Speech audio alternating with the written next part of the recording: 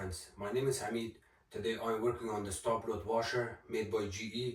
The customer's complaint is that it does not drain properly. Once in a while it drains, sometimes it doesn't drain. So this customer is having this issue on and off. The main problem here is the drain pump. The reason is the drain pump because when the drain pump gets weak over time. So the reason this washer works on and off is that inside of this pump there's a coupling. There's the impeller on the drain pump. Sometimes it breaks and just stays there, and then once in a while it turns.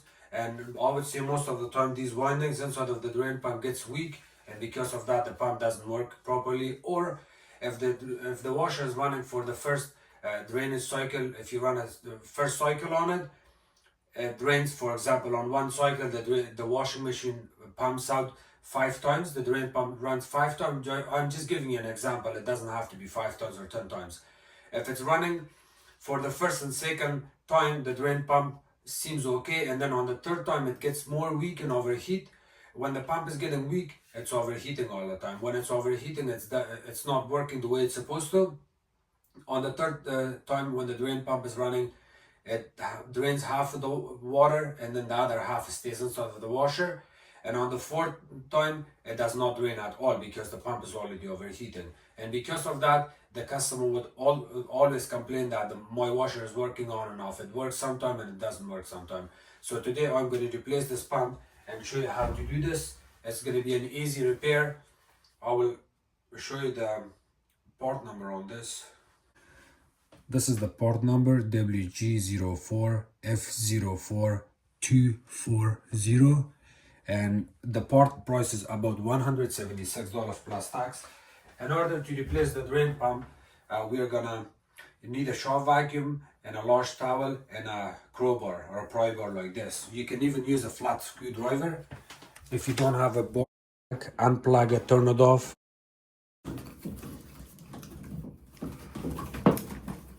If your washing machine is not draining at all, what you can do is remove your drain hose from here and use a shop vacuum here. Use a shop vacuum here to drain all the water out completely. If you don't remove all the water out completely, when you open this drain pump from the bottom, with the hoses, it's going to leak all over the places. So vacuum that, drain all the water out, and then after that you can replace your drain pump. I'm going to also show you the model and serial number on this unit. This is the model number.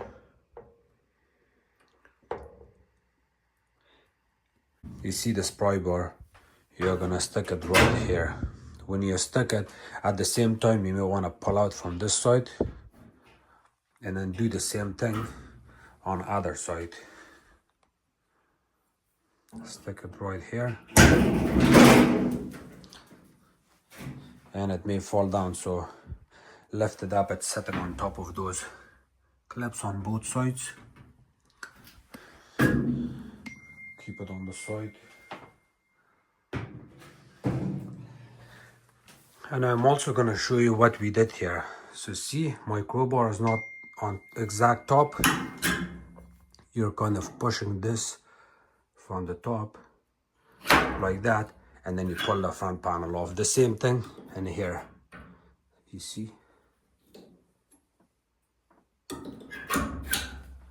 After that, you remove the front panel and your drain pump is right here. This is the drain pump, and the drain pump is held by 2 screws at the bottom here. It's here, and we're gonna need a socket 3/8 size. The size of this socket is 3/8, and of course our drill. Disconnect the power.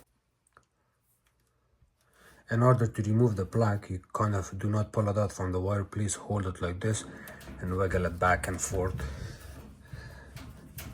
In some cases it's not that easy. You may want to use a channel lock or a plier to pull it out. This is the plier I'm going to use here. Kind of, when you remove it, kind of have to wiggle it back and forth. Don't go up and down, go side by side. Pulls it out, and then remove your screws.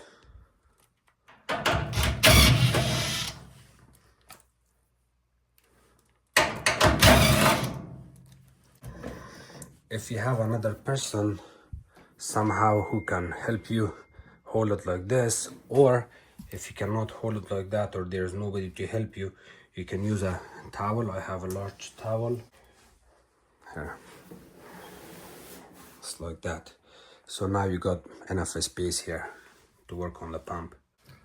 You have to press this clamp and bring it up like that. And now you can remove your hose. It may still leak water. To make sure we don't get water on the floor, you can use a shop vacuum while you're removing this hose, or you can put a large towel under the pump to collect all the water out. Towel here too.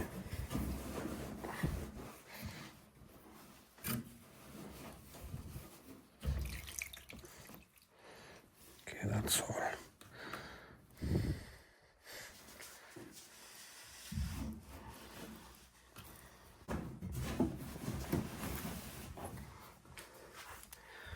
I have this towel here, so I have enough space to play around with the pump. And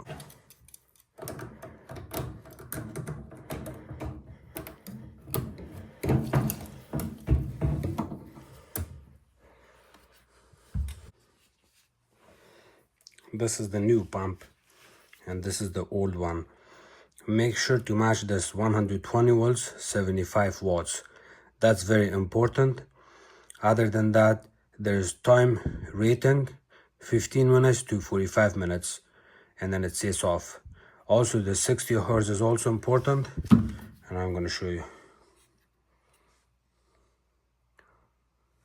On this reading 120, 75 watt, 60 hertz, 15 to 45 minutes is very important. If it's not matching, then you may not have the correct part. To reinstall the new pump, I would say work on your rubber hose first.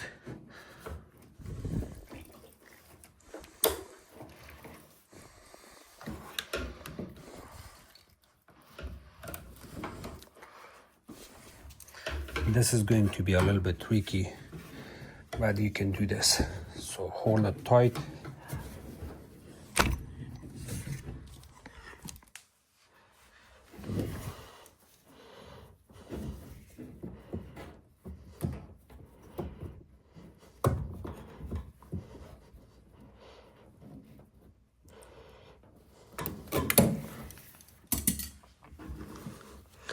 And if you look at the pump here, if you look at the pump right here, this is supposed to match here, and then at the bottom it also has to match the bottom, and from the side it also has to come all the way up here. At this moment it's not installed properly. If I leave it alone like this, when the customer is running the washer, it may come off and it's gonna flood the whole area. So be very careful, you have to check it. So now I don't need this towel here. I'm gonna have to secure it. I will secure the pump.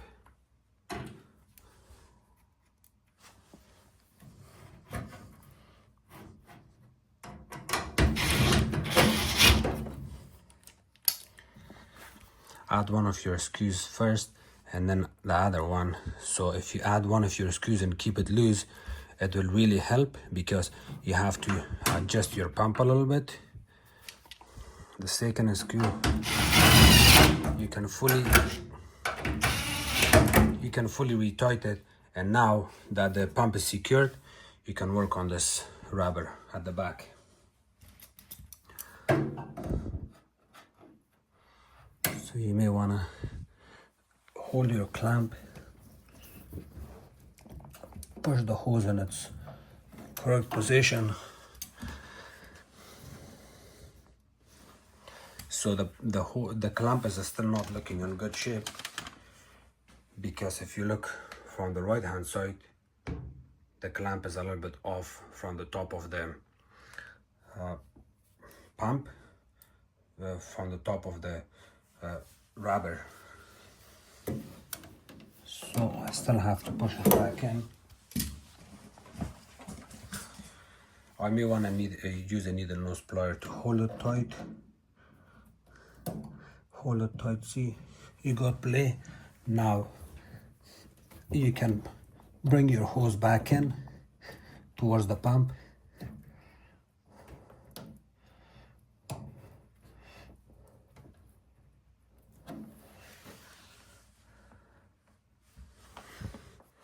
So now I'm gonna check my pump again. This time my pump seems okay. See, the clamp is sitting good on top of the rubber, and of course the pump seems okay here. And this is the last part I'm gonna reconnect here.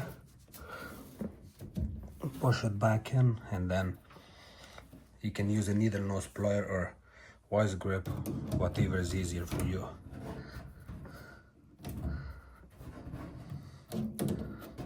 You can always use one of your fingers to line it up properly and in its good position. The good part is when you remove this clamp to reinstall it back in, it has a slot built already because of the pressure on the clamp, from the clamp to the rubber, so you're good.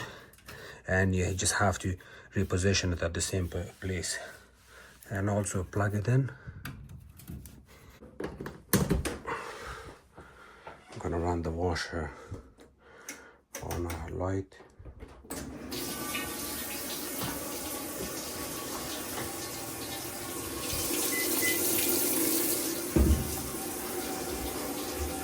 Don't forget your towel here.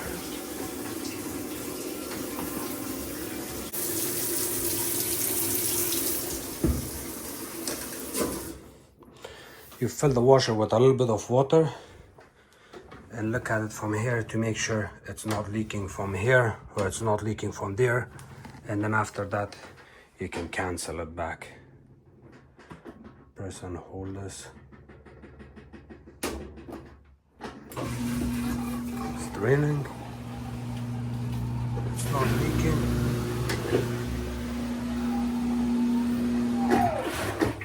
It has already drained all the water out.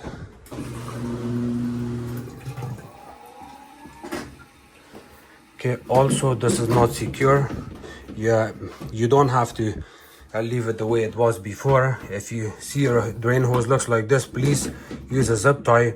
You can use a zip tie here like that, or with this one, or somehow do not even leave it like this. Even if it was like that originally, please do not leave it like this, because if you leave and the customer is using the washer, now your drain pump is working perfectly fine like a brand new one, there might be an extra pressure, and then if this is not secured properly, it's gonna come off and flood the whole area after you leave the customer house. So secure it before you leave. Also double check your wire here. The drain pump seems okay. You can put your plate back in. So in order to reinstall the front panel, you see there's two holes. These holes would line up here, just like that. And now you're gonna push it back in.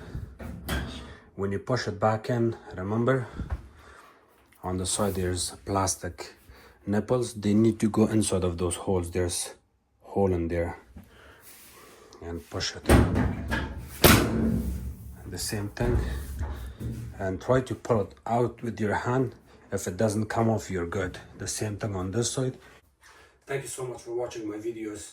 If you guys have any question, please comment below. Don't forget to subscribe to my channel, like my videos, and share it with others. You can also follow me on Facebook. It's called Hamid Appliances Repair. Thank you.